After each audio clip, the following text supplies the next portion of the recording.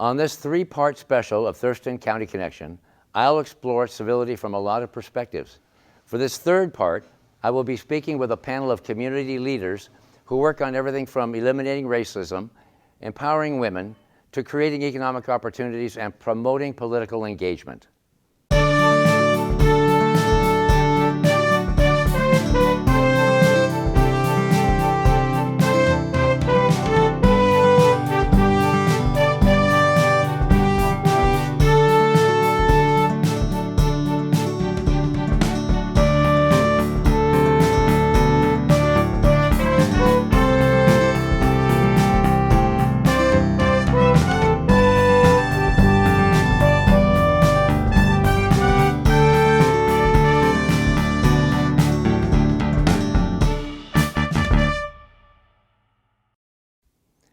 Welcome back to the final episode of our series on civility.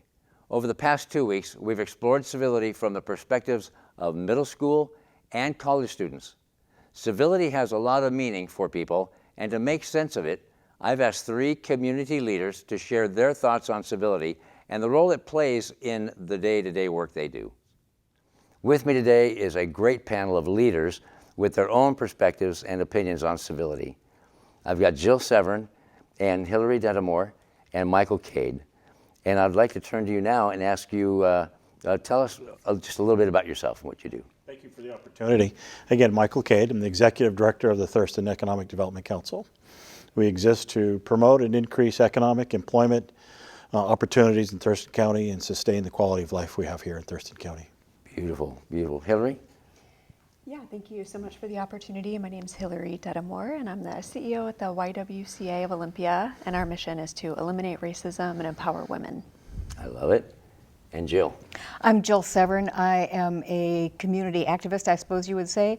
I write the Sunday editorials for the Olympian, and I have the self-assigned title of Volunteer-in-Chief at Coyote Village. Volunteer-in-Chief. So recently I interviewed 6th, 7th, and 8th graders at Washington Middle School, and I invite you to look at a clip, a short clip of what some of them had to say about civility. I'm Commissioner John Hutchings, and I am here at Washington Middle School with 13 students, 6th, 7th, and 8th grade. And we're going to have a conversation regarding civility. What is it? What is it not? Thank you. If it's continuous, well then that's considered a form of bullying. So then it becomes serious, and then you have to you should talk to a counselor or maybe even the principal or also someone you trust for Did sure. you hear that? Bullying. Yeah. Yeah, bullying's uncivil. Okay, yes. Don't be the bigger person. Don't stoop to their level. Yep. Don't let them drag you down. If it's just being really terrible, just say it to their face, hey, why are you being like this? I'm being civil to you, I'm trying to hear out your point and your opinion, and you're just being uncivil. Why are you being like this? Just tell them what they're doing is wrong, and if they stop it, then don't listen to them after that. Calling them on it. Yeah. But again, that takes a lot of internal strength and courage to do that. But you're not alone. I feel like bullying has a lot to do with incivility and judgment, and it's having false ideas, I guess, or false opinions about some person to where you want to repeat that behavior towards that person, but it doesn't necessarily mean it's true. It's just their opinion that they want to get out there, and they just take it too far. It has something to do with incivility and judgment, and how it's a person is having false opinions about someone else, so they kind of want to get their opinion out there, but they take it too far because they don't feel heard. Does it bother you folks when somebody paints you with a false motive? I don't mind it as much because I usually recognize it just as an attempt to devalue my opinion, which I see as, kind of belittling, really uncivil, but I just recognize the fact that I'm not the person they're describing me as, and I just take comfort in that, and then I don't have to get heated because I know that they're wrong, maybe, well, I don't know that, but I know that what they're doing is wrong and how they're acting is wrong, so. Wow, huh? I love that. The youth, I've heard it said they are 30% of our population, but 100% of our future. And this small group of middle schoolers are representative of all of our middle schoolers. We're in good hands. We're in good shape. What did you think about the clip? I loved it. Great ideas and great lessons. I thought it was very introspective. Hillary, what do you think? Yeah, I agree. They're doing some really deep thinking around this, and Yes, it's yeah. clear that they're being really thoughtful, and they are 100% of our future. So I'm glad that they're thinking about this and being so thoughtful. I especially like the point that the last speaker, the young fellow, said about knowing who he is. That if you know who you are, that when someone attacks you or belittles you, you needn't be threatened by that if you know who you are. That's an important insight. So I want to ask each of you, and I'm not going to point to you, just tell me who wants to speak. Why are we here today talking about civility? I'll dive in on that one. I think we are experiencing a national epidemic of anger, which is as contagious as the measles. And we need conversations like this to try to vaccinate ourselves against that anger. It's a vaccination. That's an interesting metaphor. I like that. Hillary or Michael? I think that's a great definition of why we're here today. We see everyday opportunities for conversation. The work that we do at the Economic Development Council, we're always dealing with different value propositions, and we have to make sure that we're understanding that sometimes it's not just a dollars and cent value proposition, but it's a value to the community and what we bring to the community. So if we can talk about civility in a way that understands that there are differences, and we could celebrate those, and we can make sure that we're moving forward. So if we can have the discussion and be open about it, I think that's fantastic, and it's a great opportunity to promote how this community truly is a quality place to be. So thank you. Okay. Hillary? Yeah, I agree with both of those. There's both so much anger that's just overtly present, and also there is so many gifts in diversity and inclusion. And so having the opportunity to listen to all voices and be inclusive of all voices feels really important, not only for our entire community, but specifically with regards to the mission of the YWCA, which exists because there has been so much exclusion for so many folks. So really being intentional about building bridges and having lines of communication to value voices that have historically and continue to be undervalued feel really important to me and our organization and the community. Yeah, you actually kind of hit on one of the next questions, and that is, how would you define, or what does civility mean to you? Is it just about having friends and agreeing with everybody and hanging out with people that have the same opinion as you, or not? What does civility mean to you, Jill? Well, I think the first sort of principle of civility is that you listen to other people to learn from them, to hear them fully, rather than to rebut them. So if you go into a conversation and the only reason I'm listening to you is to rebut what you're about to say, we're off on the wrong foot. So I think it starts with listening and listening with an open mind. I think that's tremendously difficult for an awful lot of people. I would agree with that. Anybody else? What civility Can I means? jump in? Because I want to build off something that Hillary said in her introduction. It's that consistency. Civility, I don't think, begins and ends at 8 in the morning and ends at 5 in the afternoon. It's a consistency that we bring throughout our day-to-day lives. It is an everyday occurrence. And it has to be the notion that we can include other people in dialogue. And Hillary's introduction talked about inclusion. One of the things that we have learned very strongly is that when you're talking about, just talking about the Economic Development Council and the work that we do, is that we do have to talk about inclusion so people can participate at all levels of the economy. And when Hillary talks about inclusion, what that means to me is that it is a consistent thing that we need to keep in mind. What do each of you do when you come upon someone where you are not able to change their mind and they're not capable of changing the subject? And by that I mean you're in organizations where you need to deal with people outside your organization on a regular basis, even on the weekends and after 5 o'clock. And I know you're not trying to convince them otherwise, or they're maybe trying to convince you otherwise, but how do you deal with someone that is uncivil to your face? And what do you do? How do you handle that? My across the street neighbor, Jack, is very conservative. I'm not. He's very outspoken, as am I, and he can't stop talking about how wonderful conservative values and beliefs are and how wrong every Democrat on the planet is. And yet we have become friends. It was a long struggle to get there. But now when Jack comes out of his house and he's steaming about something that he just saw on Fox News, because that's his information diet, I just say, "How's your garden, Jack?" And he has finally learned, we've been living across the street from each other for almost 25 years. He has now learned that when I change the subject, it's a good thing to change the subject, because otherwise the conversation will go nowhere and I will go back in my house. But I have to tell you, it required years to get to that point. That's a beautiful example. Michael or Hillary, do you have an example of what you do when you're at loggerheads with someone else and still remain civil? I guess we truly try to look at the differences between a finite relationship and an infinite relationship. And the way I approach it is that I want to have an infinite relationship with you. I want to have conversation tomorrow with you and then the next day.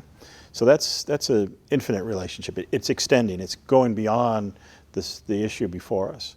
If I want to have a finite relationship with you, we stop. The conversation stops, and then we go away and we're upset.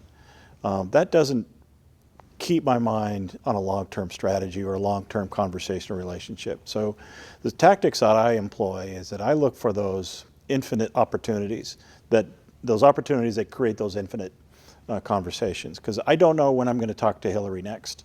I do know that sometime in the next month I'm going to see Hillary. And I do know that today we may not agree, but tomorrow we'll have an opportunity to chat or talk about a topic or create a resource. That's an infinite opportunity. And I look for those keys, language keys that I can say, I'll remember that. So the next time when I talk to Hillary or Jill or you, I can remember that was the common thread. And I can go back to that and say, let's build on those issues. Let's build on that topic. We may not have agreed yesterday, but tomorrow we potentially will, or the next day. So I look at those infinite and finite opportunities in my relationships, and as well as with the people I deal with on a day-to-day basis. I'm not going to skip you, Hillary, but I'm going to go back to what you were saying, because late last night I was reading a research paper on civility, and this researcher asked a very basic question.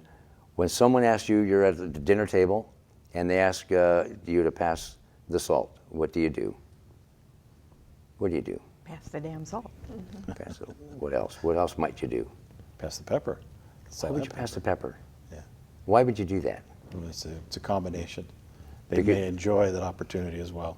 So and that's what the researcher did, observed and asked several people that, and generally the thinking was, well, I'm going to pass the salt because they asked for it, but you pass the pepper because the two are not supposed to be separated, right?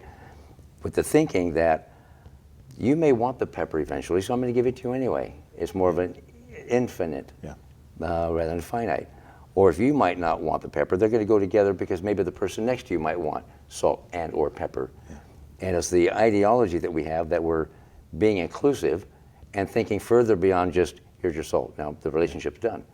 So you kind of hit on that about the short-term or long-term relationship. I think that's very interesting that you said that. Yeah. That was fresh in my mind. Did you have anything to add about what Michael said or what Jill has said? Yeah, sure. Thank you. I really like this idea of finite and infinite relationships, and I would certainly agree from a space of recognizing, again, from a place of our mission, it's going to take the entire community working together, to really bring this to fruition. So in terms of being in an infinite sort of feedback loop and relationship with the community to bring this forward, that feels very important. And we don't want to engage in conversation where folks feel like they can't be included in the conversation, right? Because we need folks to stay in the conversation about how to eliminate racism, how to eliminate sexism, other forms of oppression, and that's also challenging. You know, so I think what we find is we're in an infinite relationship with each other, and we can disagree, and we might disagree in a really sort of seemingly fundamental and very hard, challenging way.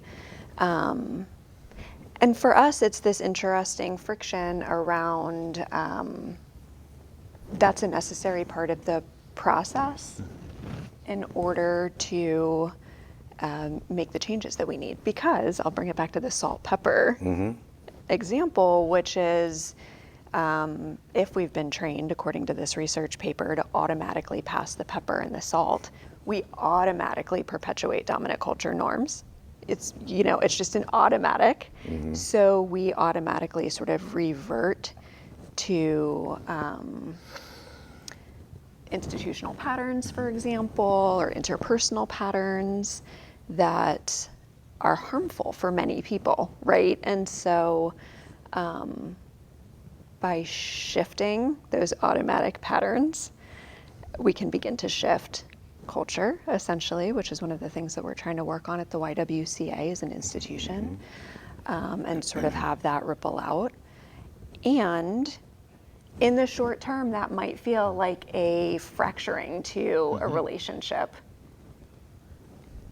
And we don't see it, I don't personally see it that way. I think that those are learning opportunities, and that relationships can and should be repaired, and that it's always a learning opportunity for both folks or two institutions or organizations to learn from wherever that friction was.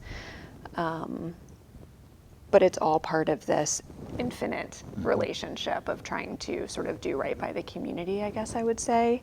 So when we listen to the students or the kids talking, they said, well, being painted with a false motive, in so many words.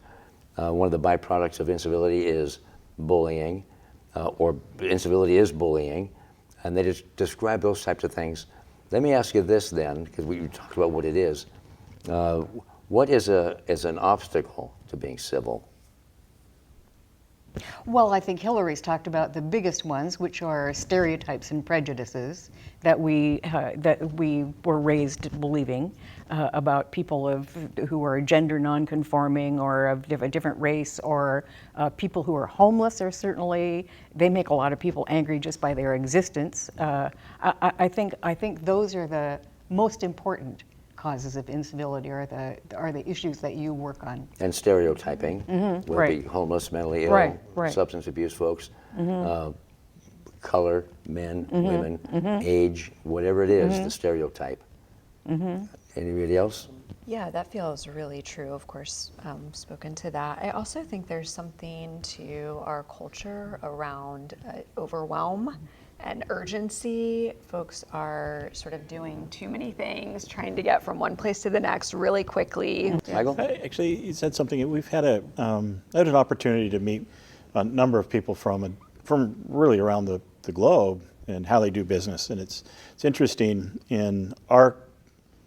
I'm sorry, as a general term, in our culture, we have an idea that we need to have an agenda, and we're going to get through that agenda. We're going to start at 8 o'clock, and we're going to be done by 9:15, and we're off to our next meeting by 9:30. So in our minds, it's more important to finish the agenda than to peacefully get through it. So we may be rushed in that conversation, and we may be stake out positions to get through that timeline. Had some opportunity to meet with some other folks from other parts of the world, and they have a mindset of it's important to start the meeting than to finish the meeting. So you may set a time frame of between 8 and 9, but if you're not done, you're not done, and you will continue that dialogue. The actual physical meeting may stop, and you may kind of reconvene in the next hour or the next 2 hours of the next day, but the idea is that you started the meeting and we're not done until we're done. And I think we have created a time clock in our minds, and I see it quite a bit in myself, and I hold myself accountable, is that I get in the office at 8, and I got to get things done by 8:15, by 8:30, I'm on to something else. And so when something gets in that way, I very candidly, I push it off. I might not react in the most positive fashion. So I think I think when you start talking about motives and how do we have a civil, or things that get in the way of civil behavior, it's the notion that Hillary might have something they really need to address. And it's that trust and it's the grace that I need to extend her, that time is, it's a clock, but it's also infinite. And it goes back to the notion that I need to have that relationship with Hillary or Jill or John. So it's more important to start the meeting than maybe to stop the meeting or finish the meeting, because it may not be done. It may go on. And I think that does get in the way of civility, our need and our habit. And I'm just as much as anybody else, as I have a habit of, I got to get things done between 8, I structure my day out in my mind, and if something gets in the way, I can feel my blood pressure rise, and I think, I got to get this done. I'm sorry, I got deadlines. And it's just that notion that I need to stop, and I need to relax, and I need to extend grace, and I need to trust that they're there for a reason. And you know what I get from that, Michael, is managing my expectations and maybe perhaps managing other people's expectations, or realize their expectations may or may not be met, and managing realities of it all. But managing my expectations. If something doesn't go according to the way I want it to, I can get frustrated, blood pressure go up, get mad, get frustrated, get upset, whatever, however it manifests itself. But managing expectations. And I'm in the business of sometimes managing other people's expectations right now. What you expect is just not reality. It's not going to happen. And then work through that. Which leads me to the wrap-up question, and that is, what can we do as leaders in this community? What can we do to further promote civility? Well, for us at the YWCA, we've been trying to engage the community in conversations around what it would look like to live in an anti-racist community, or have institutions like workplaces, for example, where racism wasn't prevalent or present. And so I think engaging folks in difficult conversations and providing sort of guidance around how to have those conversations with our norms, as I had mentioned, and some prompts, that's helpful. And the other thing that we're trying to do is actually shift work culture. So for us, it feels really important, recognizing that we have grant deadlines and lots of other deadlines that we have to meet. It feels really important to create an environment that's focused on process and relationship, because we can't learn from what we don't know or listen for understanding if we don't actually slow down and take the time to really listen and engage in dialogue.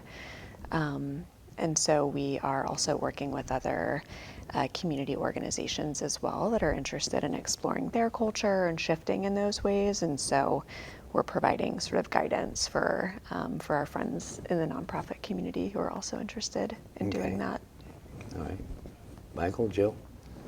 Well, I think there's a spiritual dimension to this, which is our need to recognize that our lifetimes are finite and brief, and we need to make good choices about how we spend our time on Earth, and that the injunction to love our neighbors comes with the fact that we don't always get to choose our neighbors, and that the spiritual direction to love thy neighbors doesn't mean you get to cherry pick, right? And just cultivating that spirit, I think, is an antidote to incivility. Okay. I think I'll answer your question two ways. One is from the Economic Development Council perspective, and then one is from my personal perspective that I try to bring in there. The role of the Economic Development Council is we have a mantra within our team that we do not pursue efforts unless we have a partnership. And that partnership comes in many forms. It may be non-traditional partner. We might partner with the YWCA. Who would have thought that the Economic Development Council and the YWCA are partners? And we are. Actually, we're working on an effort on the Asset Building Coalition. And so we look for those non-traditional partnerships. And that creates an ability on both those parts, or necessary, to actually understand and extend that corporate grace. And then on the personal side, I go back to Jill. To me, it's a daily reminder in my world that I do need to extend grace. And the notion of grace it's a gift that that I not necessarily provide to myself, but provide to the individual I'm interacting with. It's interesting when you go to the grocery store. That is a collision of a variety of things happening there, especially between 5 o'clock and 6 o'clock. People are there, they got to get food, they got to get the kids, they got to get school, and on and on. But it's interesting when you step backwards and let somebody go ahead of you in a long line to check out. That is an extension of grace, understanding that individual has time pressures and pressures that they're dealing with. And the notion that we're in this together, and the notion of grace is that we're in this together, and we can move ahead. So I try to move ahead positively together. So I try to bring that notion into the work that I bring to the Economic Development Council, is that it's not necessarily just non-traditional partners because it's good business sense, but it's the notion that we extend grace to understand what those other opportunities are. I do not regret for a moment having you three here. This is a brilliant topic that we can go on a conversation. We can actually go on easily another hour, or tomorrow, beyond tonight. But what, I'm going to wrap it up in just a moment here, but I want to touch on what you said, Jill, about recognizing that we're finite and bringing the spirituality to it. And I liken it to, and I used to tell kids, you have $1 bill. You are a $1 bill, and you only get to spend it once. Because once that dollar is spent, you don't get a do-over. You don't get to spend it again. It's gone. Spend that $1 wisely. Spend it wisely. So what I heard about what we can do to promote civility is engage, focus on relationships, recognize that we're finite. Some things are far more important than other things, or some things are far less important than others. Non-traditional partnerships, we're in it together. And I really like the need to extend grace. The need to extend grace to folks of all persuasions, not stereotype, extend grace to everybody. We're all in this country, we're all equal, not just who I choose to be, to think are equal. We're all in it together. I love it. Thank you so much for participating in this discussion. And I truly count you as friends, and I thank you very much. I'm indebted to you for this. Thank you. Thank you. Thank you. Thank you. We all have issues we care passionately about, and civility is the starting point to begin a conversation. Being civil is not about avoiding people with differing opinions, and it's not trying to recruit others to think like me or you. It's respecting others' rights to their own thoughts and opinions and listening to what they are saying. There are many barriers, though. Arrogance, vanity, ego, and pride can all stand in the way of civility. It takes confidence to remain civil, and I encourage everyone to have the confidence to practice civility in their day-to-day lives. Thank you so much for watching.